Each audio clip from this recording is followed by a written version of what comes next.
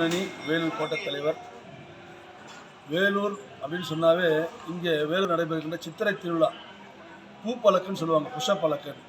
இங்கே இருக்கின்ற 9 சங்கங்களும் வெள்ளை மண்டி, அரிசி மண்டி, பூ மார்க்கெட்டு, இப்படி ஜலகண்டேஸ்வரர் கோவில் சார்பாக 9 பூப்பழக்குகள் இங்கே பவனி வரும். லட்சக்கணக்கான ஆயிரக்கணக்கான மக்கள் இந்த விழாவில் பங்கேற்பாங்க. இது தொடர்ந்து 43 ஆண்டுகளாக வேலூர் மாநகர் நடக்கக்கூடிய மிகப்பெரிய சித்திரை திருவிழா. இந்த ஆண்டு நேற்றைய தினம் நடந்த சித்திரை திருவிழாவில் வேலூர் ஜலகண்டேஸ்வரர் கோவிலுக்குள்ள தரிசனம் பண்ண வந்த பக்தர்களை 8 மணிக்கு கதவை இழுத்து பூட்டினாங்க. யாருன்னு பார்த்தா இந்த தொழில் துறை அதிகாரிகள் 8 மணிக்கு மேலே கோவிலுக்கு வரத்துக்கு வெளியே போகிறதுக்கு அனுமதி இல்லை அப்படின்னு. கோவிலுக்குள்ள ஆயிரக்கணக்கான மக்கள் இருக்காங்க, கோவிலுக்கு வெளியே ஆயிரக்கணக்கான மக்கள் இருக்காங்க. எந்த வித முன் உத்தரவு இல்லாமல், எந்த வித அறிவிப்பு இல்லாமல் யார் இந்த கோவிலை கேட்டு இழுத்து போட்டான்னு கேட்டால் காவல்துறை தான் போட்டாங்க. காவல்துறை கேட்டால் நாங்கள் இல்லை, தொழில்துறை தான் போட்டாங்க. அப்போ உள்ளுக்குள்ள இருக்கிற மக்களுக்கும் உயிருக்கு உடைமைக்கும் அச்சுறுத்தல் ஏற்படுறது யார் பொறுப்பேற்றுக்க முடியும்? அதுக்காக இன்றைக்கி அவசரமாக நடந்த இந்த தர்மஸ்தாபன கமிட்டி ஆலோசனை கூட நடைபெற்றது. இந்த தர்மஸ்தாபன கமிட்டியோட துணைத் தலைவர் வெங்கட சுப்பராவ் தலைமையில் நடைபெற்று இங்கே தீர்மானம் நிறைவேற்றிருக்காங்க. இப்போது தற்சமயம் போய் காவல் நிலையத்தில் புகார் கொடுக்கணும். இந்த பாபாதக செயல் செய்தது யார்? அந்த கேட்டை இழுத்து மூட்டது யார்? இங்கே வந்துக்கிறவங்க ஆயிரக்கணக்கான பேர், வயசானவங்க, பெரியவங்க, குழந்தைங்க எல்லாம் இருக்காங்க. இவங்க உயிருக்கு உடமைக்கு அச்சுறுத்தல் ஏற்படுதுன்னா யார் பொறுப்பேற்றுக்கிறது? பொறுப்பு இல்லாமல் ஒரு நிர்வாகமாக இருக்காங்க இந்த நிர்வாகம். அதனால் அவங்க மேலே புகார் கொடுக்க போகிறோம். இன்றைக்கி இப்போ தற்சமயம் 8 மணிக்கு மேலே போய் புகார் கொடுக்க போகிறோம். வெள்ளிக்கிழமை காலை 11 மணிக்கு மாவட்ட ஆட்சியரை சந்தித்து தொடர்ந்து இந்த ஜலகண்டேஸ்வரர் கோவிலுக்கு மூக்க நொடிச்சு தொடர்ந்து தொழில்துறை தன் கட்டுப்பாட்டில் இருக்கிறது கோட்டை அப்படின்னு அவங்க டிஸ்டர்ப் பண்ணுறாங்க. இது 43 ஆண்டு காலமாக இருக்கிற வழக்கம். தொழில்துறை கட்டுப்பாட்டில் இருந்தாலும் 43 ஆண்டு காலமாக வழக்கமாக இருக்குது. தர்மஸ்தாபன கமிட்டி மிக சீரும் சிறப்பமாக நிர்வாகம் பண்ணிட்டுருக்காங்க. இந்த நிர்வாகத்துக்குள்ளே தொழில்துறை அதிகாரிகள் ஒவ்வொரு நாளும் ஒவ்வொரு பொழுதும் ஒவ்வொரு புது சிஸ்டமேட்டிக் கடைப்பிடிக்கிற புது உத்தரவு போடுறாங்க.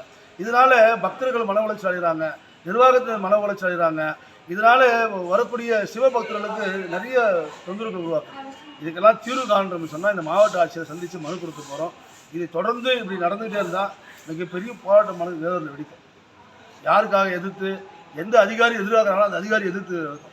இந்த அதிகாரி அரசுக்கு கெட்ட பேர் உருவாக்க நோக்கமாக செயல்படுறாங்களா, இல்லை அதிகாரத்தை தவறாக பயன்படுத்துகிறாங்களா, என்ன நோக்கமே தெரில.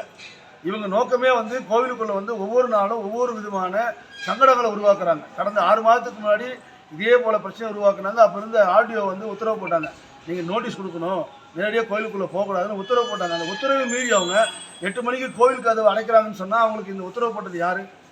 வேலூரில் சிவபக்தர்கள், வேலூர் கோயிலுக்கு வரவங்களுக்கு உயிருக்கு உடமைக்கு யார் பொறுப்பேற்றுக்க முடியும்?